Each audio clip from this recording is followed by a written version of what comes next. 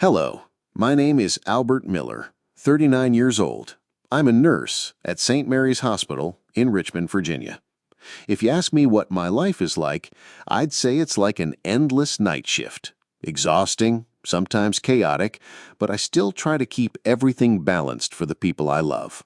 I'm not the type to ramble, but if you're here, willing to listen, I'll tell you my story. Not because I want pity, but because I think it's worth sharing. A story about me, about Sarah, about Lily, and about the scars I've carried my whole life. I was born and raised in Richmond, in a quiet, middle-class neighborhood with red brick houses, ancient oak trees, and Sunday afternoons filled with the smell of barbecue from backyards. My family was the quintessential American household, white conservative parents and a life neatly arranged like storage boxes in the garage. My father, William Miller, was a banker, working at a Wells Fargo branch for 30 years before retiring. He was strict, always wearing a tucked-in shirt even at home, and loved talking about traditional values at every dinner. My mother, Eleanor, was a homemaker, the woman the home neighborhood called the Queen of the Kitchen.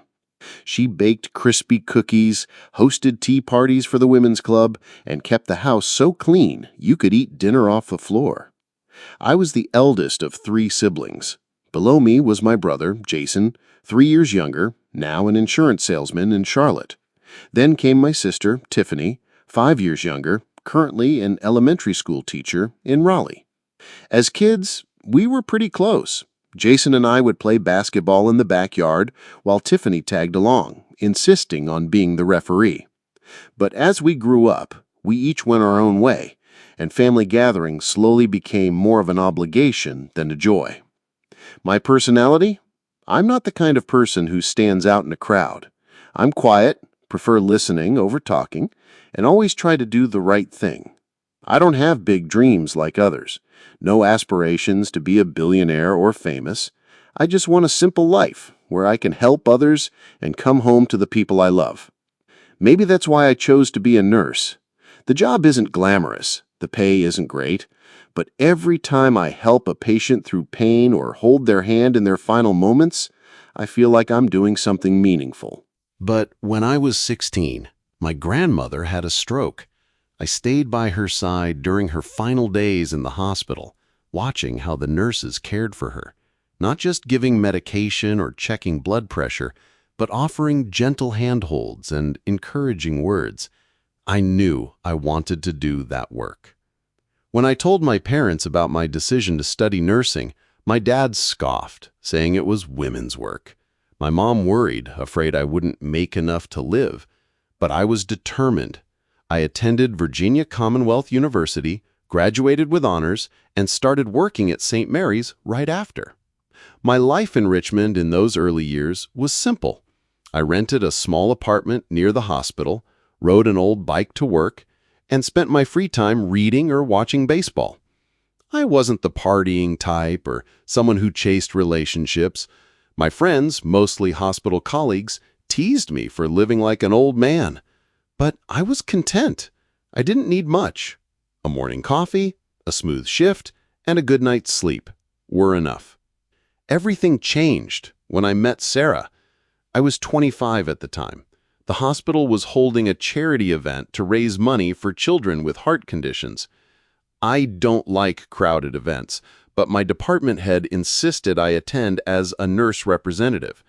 I stood in a corner, holding a glass of orange juice, trying to avoid eye contact. Then I saw her, Sarah Johnson. She was 27, standing in the crowd like a star. She wore an emerald green dress, her curly hair cascading down, and her smile lit up the room.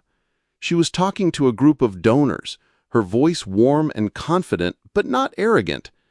I didn't know what she did, but I guessed she was someone important because everyone wanted to talk to her. I had no intention of approaching her.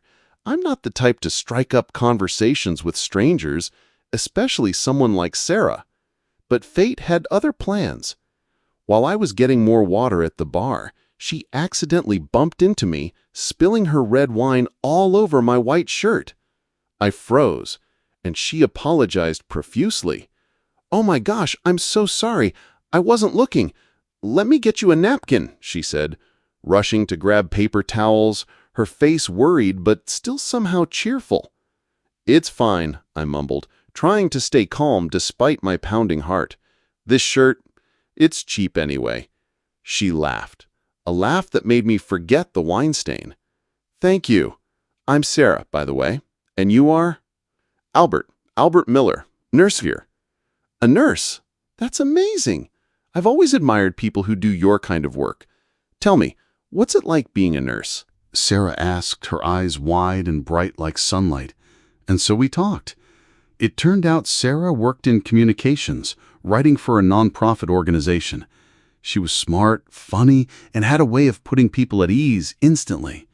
We talked about everything from my night shifts to her articles to how we both loved jazz and hated raw tomatoes. When the event ended, I mustered all my courage to ask for her number. She smiled, wrote it on a napkin, and said, "Call me, Nurse." I called Sarah 2 days later after spending a whole day agonizing over what to say. We met at a small cafe near the James River. Our first date lasted 3 hours. Then came the second, the third. I don't know when I fell in love with her.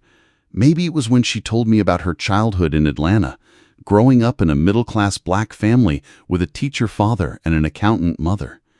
Maybe it was when she read a poem she wrote, her voice trembling with emotion.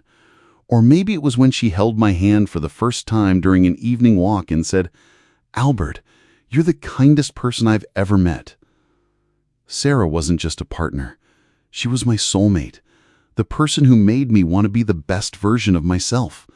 We connected on deep values, compassion, fairness, and a belief that the world could be better if everyone tried. I knew I wanted to spend my life with her. 2 years later, I proposed to Sarah in a small park under an old oak tree. I didn't have an expensive diamond ring, just a simple silver one I'd saved up for. I knelt, my hands shaking so much I nearly dropped the ring, and said, "Sarah, you're the light of my life. I can't promise you the world, but I promise to love and protect you forever. Will you marry me?" She cried, nodded, and hugged me tightly. It was the happiest moment of my life, but not everyone was happy for us. When I told my parents about Sarah, the air in the house turned icy. I remember that evening, sitting in the living room, my parents looking at me with anger and disappointment. My mom spoke first, her voice trembling. "Are you joking, Albert? A black girl? What about this family, our lineage?" I was stunned. I knew my parents were conservative, but I didn't expect such fierce opposition. My dad chimed in, his voice cold. "She might be a nice person, but she doesn't belong in our world. If you marry her, don't expect us to accept it." I tried to explain that Sarah was intelligent, talented, that she was the woman I loved, but they wouldn't listen. My mom even said she would taint our lineage and drag me down. I left the house that day with a heavy heart, realizing the family I loved wasn't what I thought. Jason and Tiffany were initially neutral, but gradually distanced themselves. Jason told me, "Don't make a big deal out of it," while Tiffany, worried, asked if I was sure. I knew they were influenced by our parents, but it still hurt. I thought they'd have my back. Still, I didn't waver. I loved Sarah, and I believed love was what mattered most.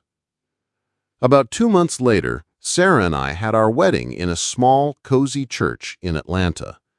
My parents didn't come, neither did Jason nor Tiffany. Only close friends, colleagues, and Sarah's family, who welcomed me like their own, were there. When Sarah walked in wearing her wedding dress, I forgot all the pain. She looked like a dream, and as we exchanged vows, I knew I'd made the right choice. Our marriage was filled with happy days. Sarah brought me joy I never expected. We bought a small house in the Richmond suburbs with a garden where Sarah diligently planted flowers. I continued working as a nurse, while Sarah advanced in her career, becoming the communications director for a large nonprofit. We dreamed of a family, of children, of faraway trips. Then Lily, Our daughter was born a year later. Lily was a miracle.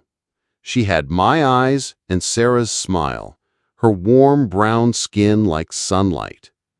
When I held Lily for the first time, I felt like a completely new man, stronger, more responsible, and overflowing with love. Sarah looked at me, smiling tiredly after labor, and said, "Albert, she's going to do amazing things." I didn't know then that Sarah's words weren't just the loving sentiment of a mother. They were like a prophecy. But before Lily could work her miracles, life dealt us a tragedy I never thought I could overcome. The early years of our marriage were a string of happy days. We weren't rich, but we had enough. In the mornings, I'd brew coffee for both of us while Sarah made toast with peanut butter, her favorite. We'd sit at the kitchen table, laughing about little things, like how Sarah always spilled her coffee when she got too excited talking, or how I kept forgetting to lock the back door. Those moments, small and ordinary, were all I needed. When Lily was born, our life became even more complete. I remember the first night we brought her home. I barely slept, sitting by her crib watching her breathe steadily, terrified that if I closed my eyes, this miracle would vanish. Sarah teased me, "Albert, you don't have to pull a night shift at home. Go to sleep, she's fine." But I couldn't take my eyes off Lily. She was so tiny, clutching my finger, and I knew from that moment every decision I made would be for her. Being parents wasn't easy. Sarah and I were often sleep-deprived, taking turns soothing Lily when she cried at night. I learned to change diapers, mix formula, and sing lullabies I never thought I'd sing. Sarah, despite being exhausted from work, always made time to play with Lily, read her books, and tell her stories about her childhood in Atlanta. We dreamed about the future. Lily growing up, going to school, maybe becoming a doctor, a writer, or whatever she wanted. Sarah said, I want Lily to grow up confident, unafraid of anything, no matter how harsh the world is." But the world, as I soon realized, was harsher than we could have imagined. In 2015, Lily had just turned 2. She was starting to babble her first words, loved running around the house on her tiny legs, and was obsessed with the comic books Sarah bought her. Our life was busy but happy.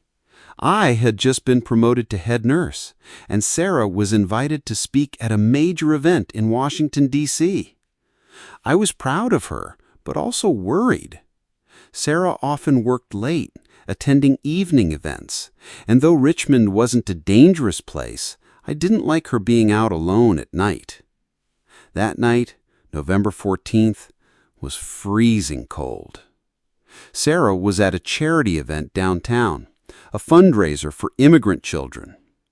She called me at 9 p.m., her voice cheerful. "Albert, I'm almost done. It's been a great night. You'd like the people I met today. I'll be home in an hour. Kiss Lily for me." I smiled, told her to drive safely, and went back to putting Lily to bed. But Sarah didn't come home. By 11 p.m., I started to worry. I called her, but she didn't answer. I texted, no reply. My heart raced, a gnawing unease tightening my chest. I tried to reassure myself. Maybe she was stuck in traffic or her phone died. But when the clock struck midnight, I couldn't take it anymore. I called a colleague at the hospital, asked her to watch Lily, and drove to the event venue. When I arrived, the police had cordoned off the area. Ambulance lights flashed, the crowd murmured, and I heard the word attack. I ran forward, pushing through people, my heart pounding like it would explode. An officer stopped me, asking who I was. I shouted, "My wife, Sarah Johnson, where is she?" They led me to an alley nearby. I saw her lying on the sidewalk, blood pooling around her coat. Sarah, the light of my life was there, motionless. I knelt beside her, grabbed her hand, called her name over and over, but she didn't respond. The paramedics were trying to save her, but I knew. I'm a nurse. I've seen that look in their eyes, the look of those who know there's no hope. Sarah was taken to St. Mary's Hospital where I worked. I followed the ambulance, sat by her in the ER, held her hand and prayed for a miracle. But no miracle came. Sarah passed away at 1 a.m. in my arms, in the very hospital where I had saved so many others. The doctor declared she died from blood loss due to multiple stab wounds. I didn't hear anything after that. The world collapsed, leaving only the sound of my heartbeat and the image of Sarah's eyes closed forever. Later I learned the horrific truth. Sarah was attacked by 3 white men as she walked to her car. They targeted her because of her skin color. A hate crime, the police called it. They hurled vile slurs at her, mocked her, then stabbed her. The attackers were caught a few days later thanks to security cameras and a witness's testimony. But what hurt even more was the trial that followed. The perpetrators were sentenced to only a few years in prison, with the excuse of insufficient evidence of intent to kill. One of them even smirked as he left the courtroom. Justice, something I once believed in, turned out to be a cruel joke. I can't describe how I felt then. Pain, anger, helplessness, they swirled into a storm in my chest. I wanted to scream, to break everything, to seek revenge. But then I looked at Lily, my 2-year-old, sleeping in her crib, and I knew I couldn't fall apart. Sarah had left Lily to me, and I had to live, to be strong for our daughter. The months after Sarah's death were the darkest of my life. I went back to work just 2 weeks after the funeral, not because I wanted to, but because I needed money to raise Lily.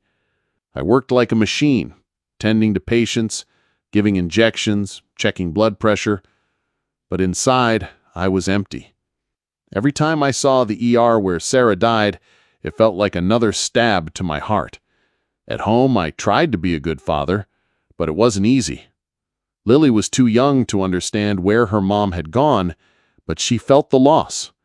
She cried more, clung to me, and every time she called out Mommy, my heart tore apart. I read to her, sang to her, tried to smile, even when tears welled up. I brought Lily to the hospital during night shifts, letting her sleep in the staff lounge on an old armchair wrapped in a hospital blanket. My colleagues pitied me.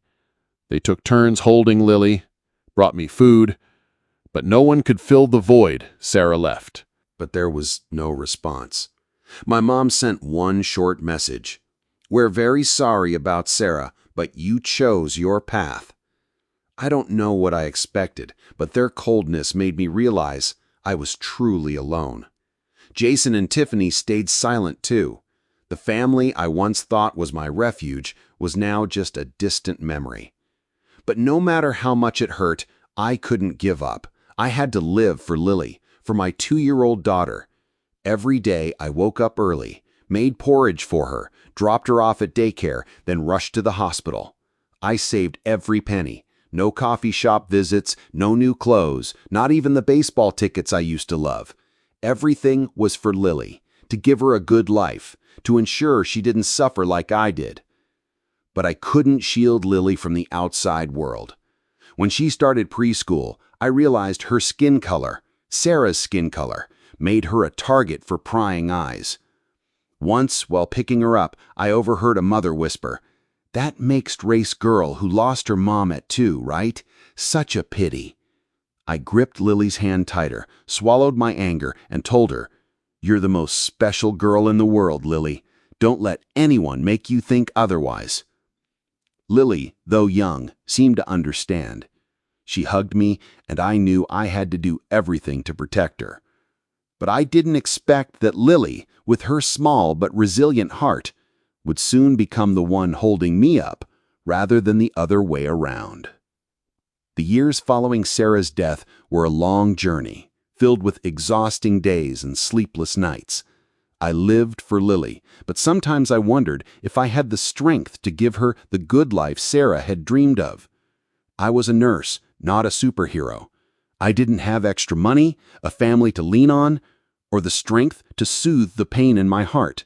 But I had Lily, and she was the reason I got up every morning, even when at times I just wanted to lie down and never wake up. Being a single father was unlike any hospital shift. There were no guidelines, no colleagues to help, no breaks. I was Lily's dad, mom, and friend, all at once. Every day started at 5 a.m. when I made oatmeal for Lily, adding a bit of honey because she loves sweets.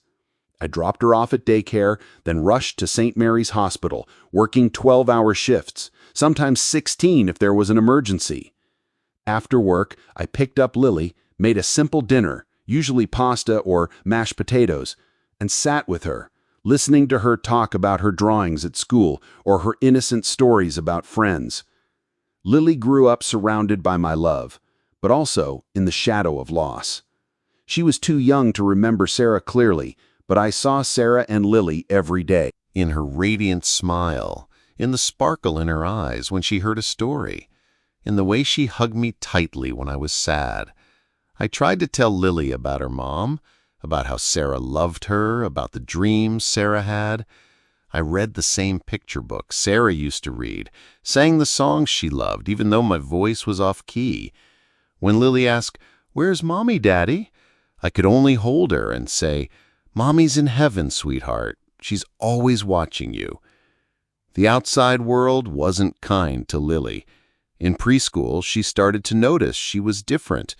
Her brown skin inherited from Sarah made her the target of curious stares and cruel whispers. Once when I picked her up, I heard another kid say, "Lily doesn't look like her dad. She's so dark." Lily stood there, head down, clutching her hands. I knelt, wiped her tears, and said, "You're the most beautiful girl in the world, Lily. You look like your mom, and she was the most wonderful person I ever knew." She smiled, but I knew those words left a scar. I tried to protect Lily, but I couldn't shield her from everything. I taught her to be confident, to hold her head high, to not let cruel words hurt her. But deep down, I was afraid. I feared this world, the one that took Sarah, would hurt Lily too. I feared I wasn't strong enough to help her through it. But Lily, even as a young child, was stronger than I imagined.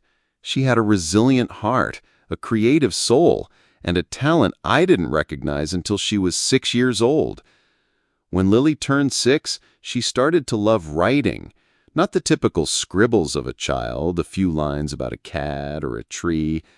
Lily wrote long, complex, imaginative stories. One day I found her at the kitchen table scribbling in one of Sarah's old notebooks. I asked, "What are you writing, Lily?" She looked up, her eyes shining, and said, "A story about a girl who can fly, Daddy. She lives on a planet full of talking trees." I smiled, thinking it was just a kid's game. But when I read what Lily wrote, I was stunned. Her story spanned dozens of pages, with a tight plot, vivid characters, and magical details I couldn't believe a 6-year-old could dream up. She drew inspiration from the stories I told, from Sarah's picture books, and from her boundless imagination. I sat with Lily, listening to her describe her world, and for the first time since Sarah's death, I felt a spark of light in my heart. I started encouraging Lily to write more. Every evening, after dinner, we sat at the kitchen table. I read or worked, and she wrote. She wrote about cloud kingdoms, singing dragons, and brave girls fighting monsters. I didn't know then that those stories weren't just play. They were Lily's way of facing the world, her mother's loss, and the judgmental stares at school. When Lily was 7, she finished a story over 100,000 words long, a true fantasy novel. I read it, and though I'm no literary expert, I knew it was special. Lily looked at me, serious as an adult, and said, "Daddy, I want to send this to people to read." I was surprised, but proud. I knew nothing about publishing, but I started researching, sending Lily's manuscript to small publishers with a clumsy letter. "This is my daughter's story. Please read it." Most publishers didn't respond, but one day, when Lily was 8, we got a letter from a small publisher in Virginia. They wanted to publish Lily's book. I remember that moment. Lily jumped up, hugged me, and shouted, "Daddy, I did it!" I held her, tears streaming down my face. Not because of the book, but because I saw Sarah in Lily. Her strength, her creativity, her refusal to give up. Lily's book, The Girl on the Clouds, was released in 2022 when she was 9. It wasn't just a small success, it took off. Local newspapers wrote about Richmond's writing prodigy. Readers loved Lily's story, with its brave, brown-skinned heroine fighting for justice in a fantastical world.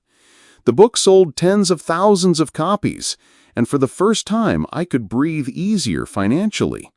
I used the money from Lily's book to pay off debts, fix the roof, and open a savings account for her. But more importantly, I watched Lily grow with the confidence Sarah had dreamed for her. When Lily was 11, she did something I never expected. She wrote a new book, but this time it wasn't fantasy.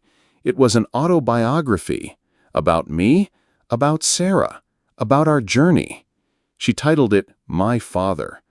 Lily wrote about my love for Sarah, her mother's death, the nights I brought her to the hospital, and how I tried everything to make her happy. She wrote with a sincerity and depth that brought me to tears. I hadn't realized Lily observed me so closely, understood the pain I tried to hide. "Daddy, I want the world to know how amazing you are," Lily said when she showed me the manuscript. I hugged her, speechless. I didn't think I deserved it, but Lily saw something in me I couldn't see. I sent the manuscript to Lily's old publisher, and they immediately agreed to publish it. My Father was released in 2024 when Lily was 11. The book wasn't just a success in the U.S., it became a global phenomenon.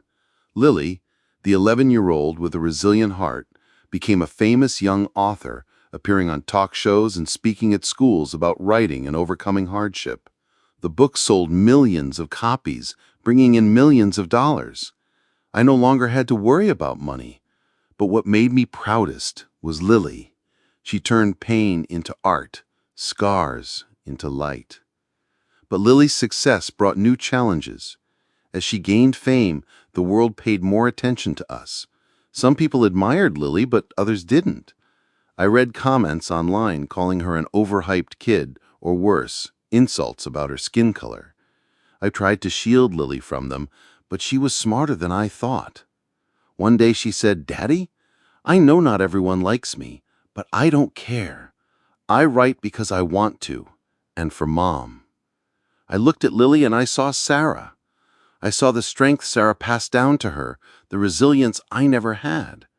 Lily wasn't just my daughter, she was my guiding light, the reason I kept going when I wanted to stop. Our life changed, but I remained the same. A nurse, a father, a man trying to do right. I still work at St. Mary's, still take Lily to the park on weekends, still read to her every night.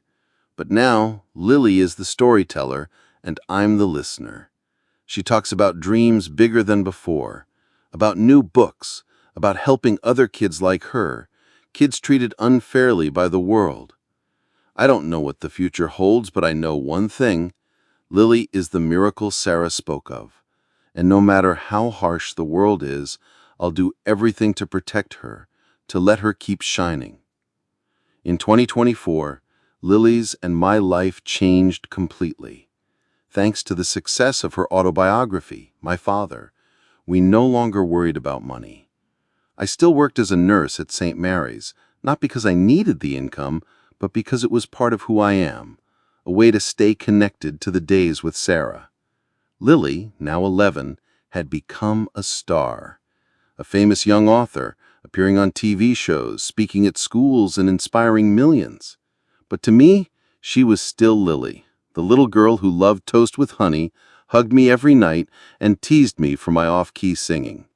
I thought I had learned to live with the pain of losing Sarah, to balance work, raising Lily, and keeping my heart from breaking.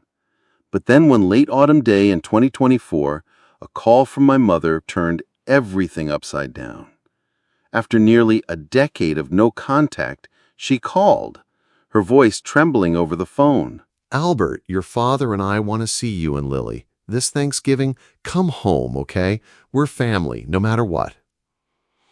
I stood there, phone in hand, my heart pounding. Part of me wanted to refuse, to yell that they had disowned me, abandoned me when I needed them most. But another part, the part that still remembered my childhood, playing basketball with Jason, my mother's cookies, made me hesitate. I looked at Lily sitting at the kitchen table, writing a new story, and thought maybe this is a chance for her to know her grandparents, to heal what was broken. I agreed, though my heart was heavy with unease. That Thanksgiving, Lily and I drove 2 hours to my parents' house in the Richmond suburbs. The house was the same, red brick, oak trees, the smell of pumpkin pie wafting from the kitchen. But when I walked in, I felt like a stranger. My parents, now in their 60s, with grayer hair, still had the same cold eyes from the day I told them about Sarah. Jason and Tiffany were there too, with their spouses and kids, white blonde children running around the house laughing. Lily held my hand tighter as we entered. She wore a green dress, her curly hair neatly tied, her smile radiant, but her eyes wary.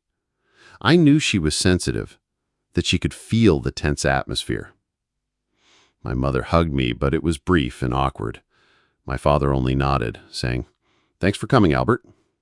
They looked at Lily smiling, but the smile didn't reach their eyes. "You've grown so much, Lily," my mother said, her voice sweet but insincere. "You look like your mother." The dinner began with a strained atmosphere. The table was laden with food, turkey, mashed potatoes, cornbread, but I didn't feel the warmth of past Thanksgivings. Jason and Tiffany chatted with each other, asking about their jobs and their kids, but no one asked me or Lily anything. The grandchildren, Jason and Tiffany's kids, were doted on by my parents, given expensive gifts like electronic toys or fancy sweaters. Lily received a single small gift, an old picture book I'm sure my mother dug up from somewhere in the house. Lily smiled, thanked them politely, but I saw her eyes dim. The mood worsened as dinner progressed. My mother kept praising the other grandchildren.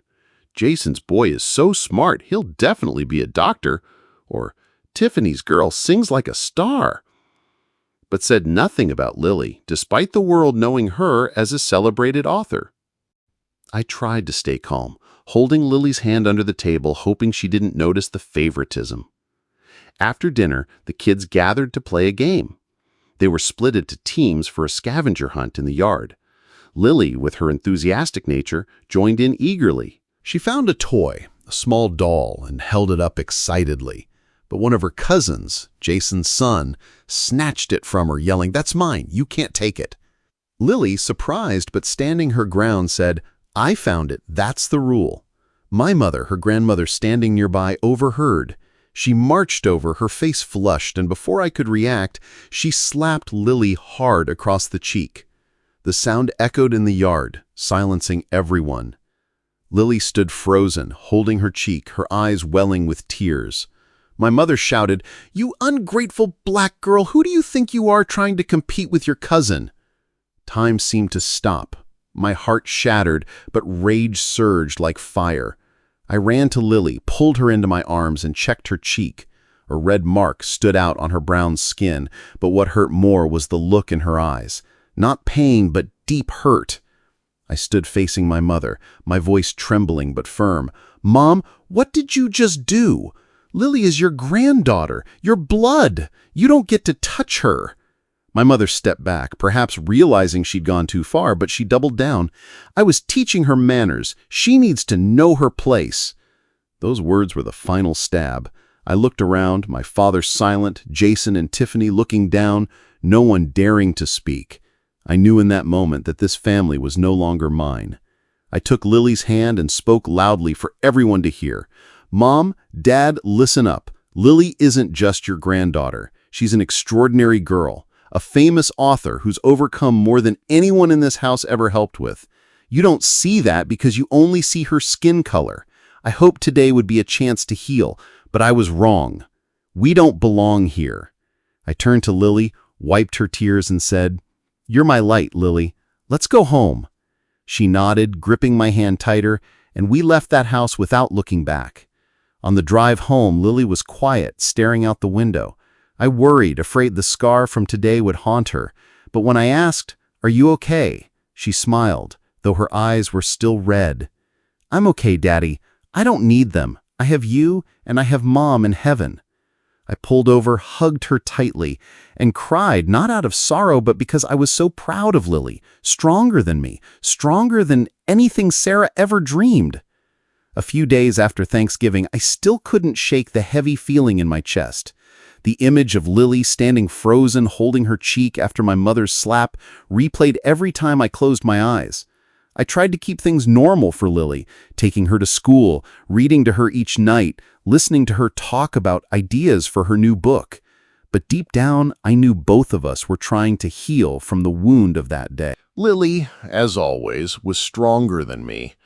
She didn't mention the incident at my parents' house, but I noticed small changes. She smiled less, and sometimes I caught her staring into the distance, as if questioning something. I wanted to hold her and tell her everything would be okay, but I wasn't sure I believed it myself. How could I promise her a fair world when even her own family treated her that way? Just a few days later, while I was preparing dinner, pasta with tomato sauce, Lily's favorite, the phone rang. It was Jason. His voice on the line was soft, almost hesitant, unlike his usual confidence. "Albert, you doing okay? Do you, have time to talk?" I gripped the phone tightly, a sense of unease rising. "What's up, Jason?" "Tiffany and I want to invite you and Lily to our place this weekend, in Raleigh. Just a small get-together, just family. We want to apologize for what happened at Mom and Dad's. We didn't expect things to go that far." I fell silent. Part of me wanted to believe Jason and Tiffany were sincere. They hadn't directly hurt Lily, but they also didn't speak up when Mom slapped her. They stood there, heads down, letting Lily endure it. I took a deep breath, trying to keep my voice steady. "Jason, thanks for calling, but I think it's too soon. Lily needs time, and so do I." Jason hesitated, then said, "Albert, we know Lily. Lily's special. We read her books, and my God, she's incredible. We want to make things right, to be part of your lives." His words caught me off guard. They knew about Lily, her books, her success? I wasn't surprised. Lily was a phenomenon, appearing in newspapers, on TV, and across social media. But it made me wary. Were they reaching out because they genuinely regretted their actions, or because they'd heard about Lily's million-dollar royalties?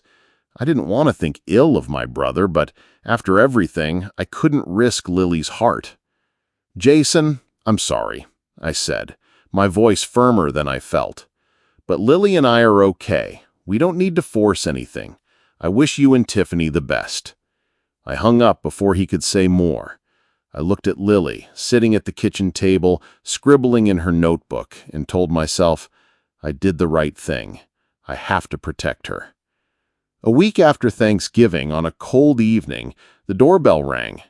Lily was in the living room, sprawled on the rug, reading a science fiction book. I opened the door, and my heart stopped. My parents stood there, Mom in a thick coat, Dad in a wool cap, both looking older than I remembered. Mom smiled, but her eyes were tense. "Albert, my boy?" she said, her voice trembling. "We came to see you and Lily. Is that okay?" I gripped the doorknob, unsure how to respond. I wanted to slam the door, to yell that they had no right to show up after everything. But I saw Lily stand up, peeking over my shoulder, her big eyes full of curiosity. I didn't want to make a scene in front of her, so I nodded and let them in. Mom stepped forward, hugging Lily before I could react. "Oh, Lily, my sweet granddaughter," she said, her voice so saccharine I barely recognized it. "I'm so sorry about the other day. I didn't mean it, you know that. I just lost control. Can you forgive me?" She kissed Lily's forehead, and I saw Lily stiffen, not returning the embrace. Dad stood behind, quieter, but he spoke up. "Albert, we were wrong. We want to start over, to be a family for you and Lily. You're our blood." He looked at Lily, attempting a smile. "You're so talented, Lily. We heard you write books, make a lot of money. We're so proud of you." His words sent a chill through me. They knew about Lily's money. Of course they did. She was everywhere, from newspapers to TV. I looked at Mom at the way she stroked Lily's hair, and I saw the falseness in her actions. They weren't here for Lily, not for family. They were here for her fame, her money. Anger surged, but I held it back, not wanting Lily to witness a fight. "Lily, can you go to your room for a bit?" I said gently. Lily looked at me, nodded, and grabbed her book, running upstairs. When it was just me and my parents, I stood tall, looking them in the eyes. "Mom, Dad, thanks for coming, but I think we need to stop here. What happened to Thanksgiving wasn't just a loss of control. You hurt Lily, Mom, and neither of you ever stood up for us. Not once. Now, when Lily's successful, you want to be family? I can't trust that." Mom paled, trying to speak. "Albert, you're misunderstanding. I'm truly sorry. I just want to be close to you and Lily." But her voice faltered, and I saw the unease in her eyes. Dad cut in. "Albert, we're getting old. We just want to reconcile, and we're struggling. If you and Lily could help."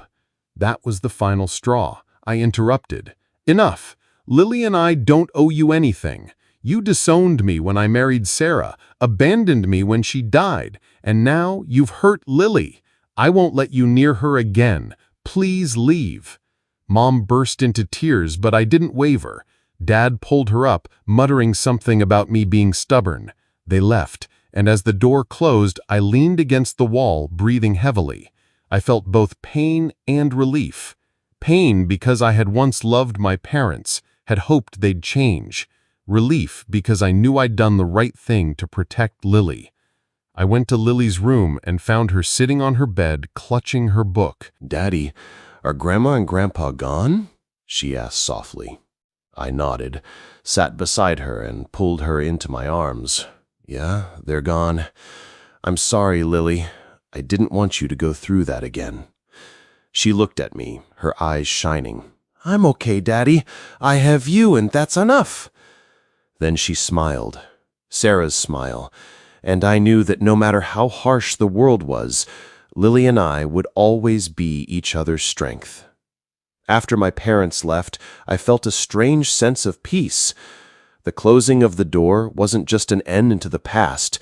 It was an affirmation that Lily and I had chosen our own path. I told myself, I did the right thing. No matter how hard it gets, I'll always protect her. Lily looked up, smiling at me, and that smile, Sarah's smile, was enough to dispel any doubts in my heart. In the weeks that followed, our life settled back into its familiar rhythm. I continued working as a nurse at St. Mary's, staying up late to check on patients, bringing home stories from my shifts to share with Lily. The job wasn't easy, but it kept me connected to the days with Sarah when we dreamed together of a better world. Lily kept writing tirelessly.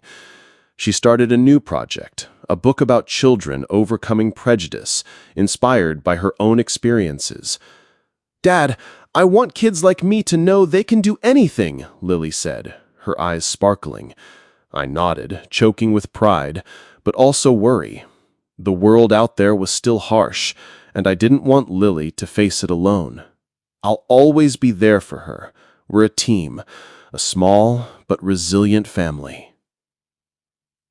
Every evening after dinner, Lily and I sat at the kitchen table.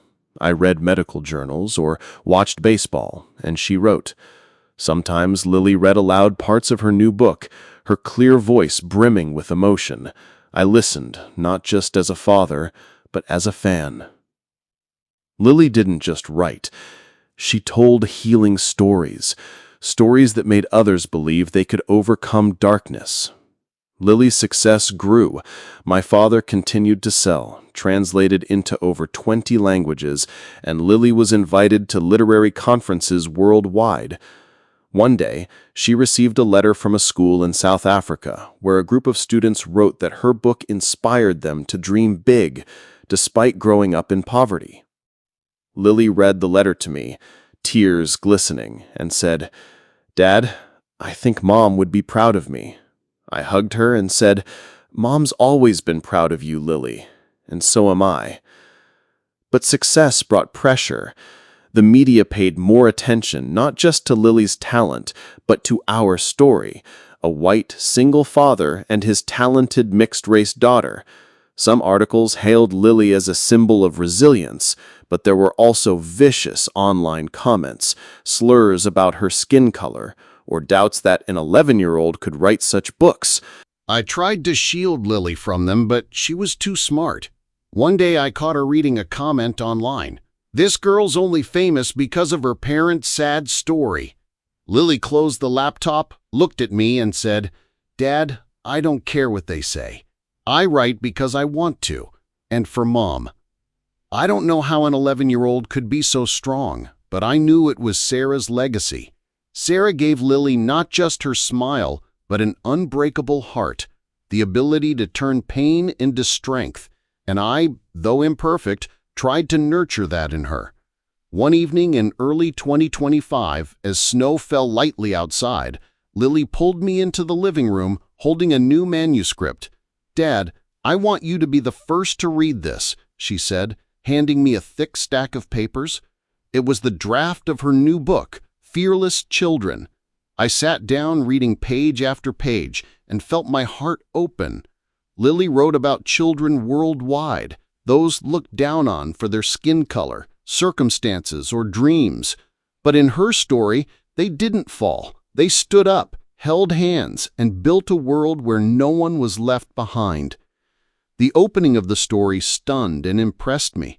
Lily wrote, "I was born being called a person of color, but I don't understand. When I'm healthy or sick, my skin is still one color. When I'm happy or sad, my skin is still one color. So why do you call us people of color?" When I reached the last page, Lily sat beside me, watching expectantly. "What do you think, Dad?" she asked. I wiped my tears and pulled her into my arms. "Lily, you're not just creating miracles, you're helping change the world." That night, lying in bed, I thought about our journey, from the happy days with Sarah, to the fateful night she was taken, to the years I struggled as a single father, and now to Lily's radiant light. I once thought I wasn't strong enough, that I couldn't overcome the pain or protect Lily from a harsh world. But Lily taught me that strength isn't about never falling, it's about getting up, no matter how many times you're knocked down. My family, my parents, Julie and Clara, stopped reaching out. Maybe they realized I wouldn't change my mind, or maybe they're quietly plotting some manipulative scheme. I don't care. I only feel regret.